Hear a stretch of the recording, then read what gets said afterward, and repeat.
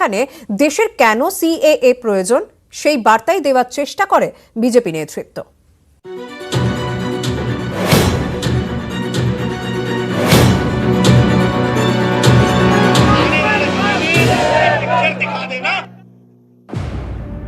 নাগরিকত্ব সংশোধনী আইনের প্রতিবাদে দেশ জুড়ে আন্দোলনে বিরোধীরা লাগাতার রাস্তায় থেকে আন্দোলন করছেন তৃণমূল নেত্রী মমতা বন্দ্যোপাধ্যায়। রাজনৈতিক দলগুলির পাশাপাশি প্রতিবাদে পথে নেমেছে বিভিন্ন কলেজ বিশ্ববিদ্যালয়ের পড়ুয়ারাও। এই পরিস্থিতিতে সিএএ এর সমর্থনে পাল্টা পথে থাকারই কৌশল নিয়েছে গেরুয়া শিবির। সোমবার কলকাতায় বিজেপির অভিনন্দন যাত্রা সেই কৌশলেরই অঙ্গ। এদিন সুবোধ মল্লিক স্কোয়ার থেকে সেন্ট্রাল এভিনিউ হয়ে শ্যামবাজার পর্যন্ত মিছিল করে বিজেপি। নেতৃত্বে ছিলেন দলের কার্যকরী সভাপতি জগৎ প্রকাশ নাড্ডা। মিছিল শেষে বাংলায় পরিবর্তনের ডাক দিলেন তিনি।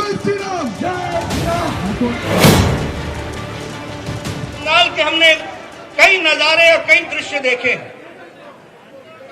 लेकिन आज का जो मैंने दृश्य देखा है, यह दृश्य अभूतपूर्व है।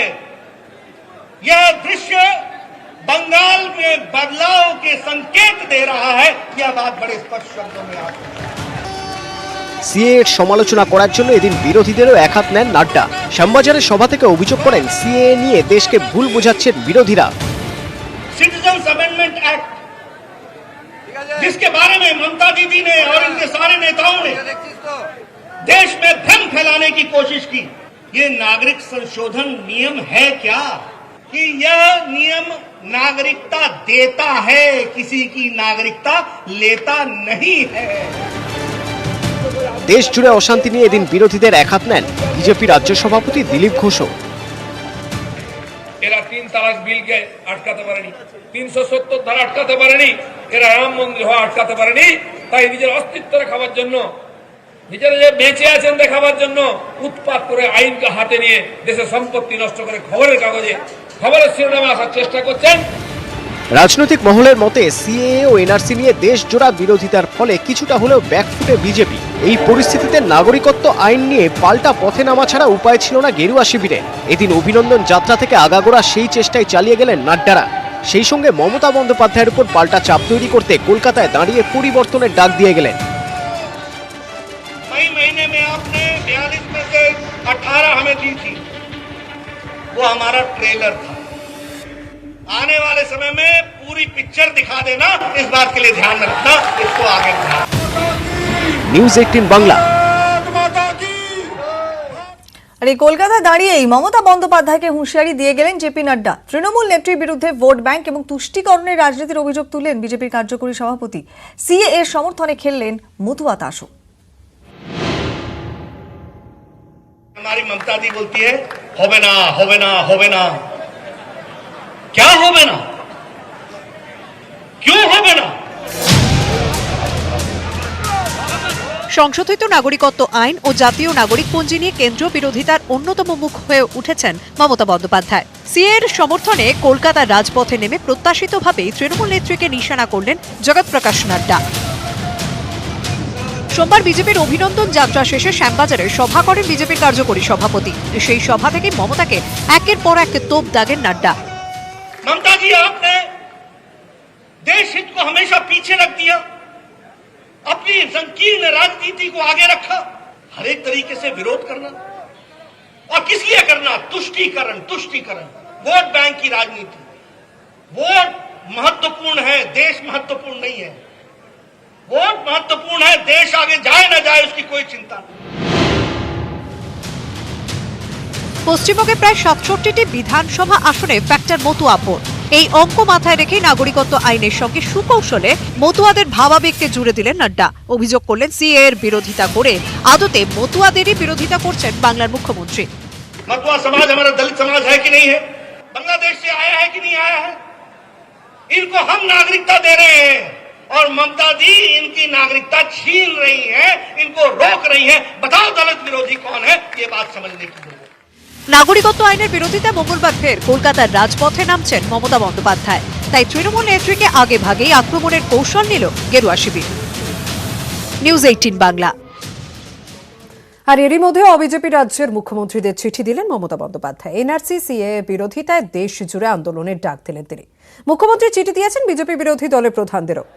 সেন্ট জেভিয়ার্স বিশ্ববিদ্যালয় বড়দিনের অনুষ্ঠানে মমতা বন্দ্যোপাধ্যায় বলেন, বর্তমানে গণতন্ত্র বিপদের মুখে, দেশ একজোট থাকলে সব ঠিক থাকবে। Sometimes the people are facing the crisis.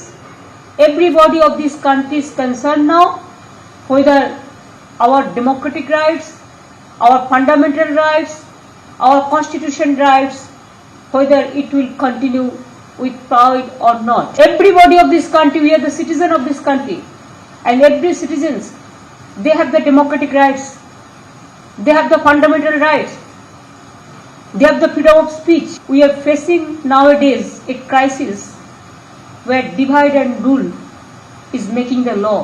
That we don't like. Government may come and government may go, but please remember, this country will go on forever, the democracy will go on forever, our constitution will go on forever.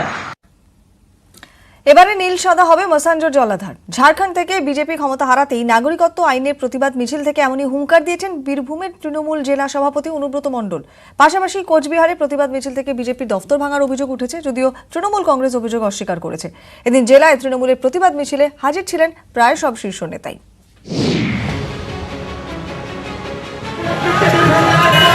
শিউরির চাঁদমারি থেকে মসজিদ মোড় নাগরিকত্ব আইনের প্রতিবাদে সোমবার বীরভূমে মিছিল করল তৃণমূল কংগ্রেস। গত বছর মাসাঞ্জোর জলাধারে নীল সাদা রং নিয়ে অনেক বিতর্ক হয়েছিল। প্রতিবাদ মিছিল থেকে সেই বিতর্ক ফের খুঁচিয়ে দিলেন বীরভূমের তৃণমূল জেলা সভাপতি অনুব্রত মণ্ডল। ঝাড়খণ্ডে বিজেপি ক্ষমতা হারাতেই তার হুমকি, এবার মাসাঞ্জোরের রং হবে নীল সাদা।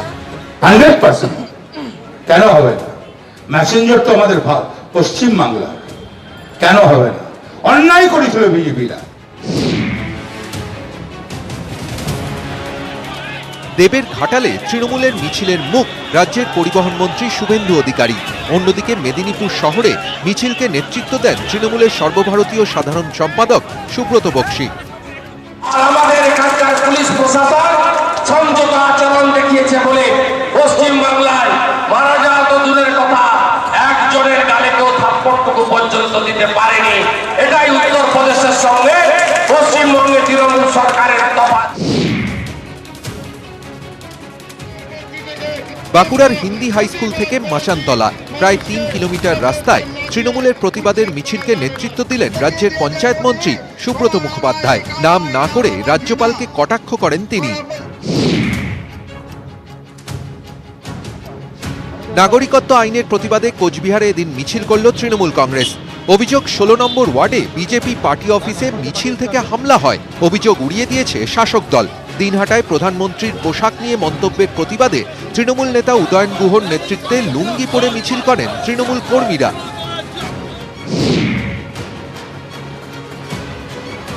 নেত্রীর নির্দেশ মতোই শিলিগুড়িতে তৃণমূলের মিছিলকে নেতৃত্ব দেন পর্যটন মন্ত্রী গৌতম দেব। আজাদ হিন্দ পার্ক থেকে শুরু হয় মিছিল। হিলকাট রোড হয়ে মিছিল শেষ হয় এয়ার ভিউ মোড়ে।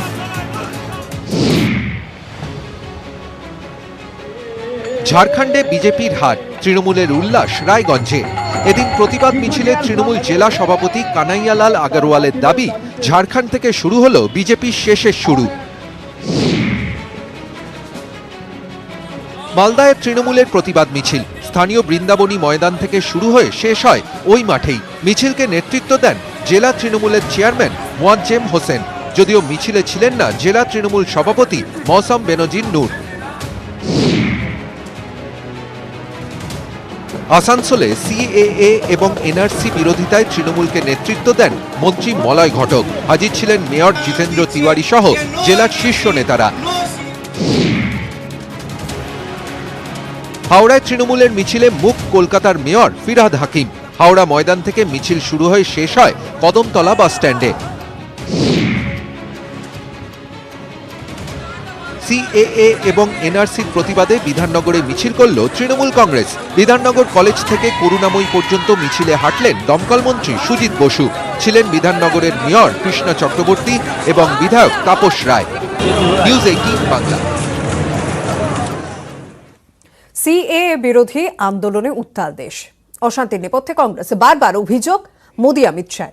কংগ্রেস নয়, ক্ষোভ জানাচ্ছে ভারত মাতা। সাধারণ মানুষের কথা কান খুলে শুনুন প্রধানমন্ত্রী।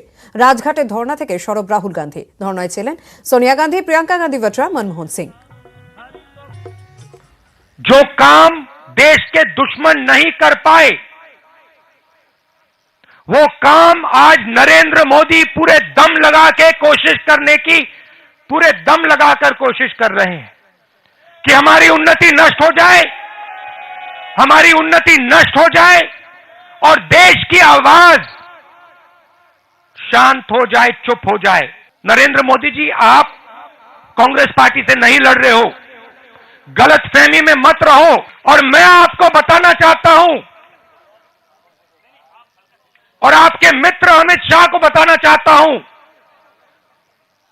कि ये आवाज कांग्रेस की नहीं है, ये आवाज भारत माता। এদের জন্য আলাদা ভলিবল কোর্ট ও গ্রাউন্ড আছে। বিশুদ্ধ পানীয় জলের ব্যবস্থাও করা হয়েছে বাজকুল কলেজে।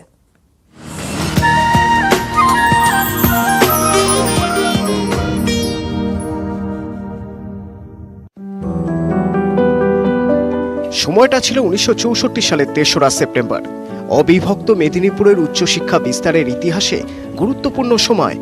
উত্তরে হলদি নদী, দক্ষিণে রসুলপুর। সে সময় মন্ত্রী আভা মাইতির উদ্যোগে বাজকুলে তৈরি হয়েছিল কলেজ। শুরুতে একটি স্কুল ঘরে 6 জন শিক্ষক নিয়ে পড়াশোনা শুরু হয়। এখন রাজ্যের উদ্যোগে পূর্ব মেদিনীপুরের কলেজ ক্যাম্পাসগুলোর মধ্যে সেরা হয়ে উঠেছে বাজকুল ক্যাম্পাস। স্নাতক স্নাতকোত্তর বিভাগ চালু হয়েছে।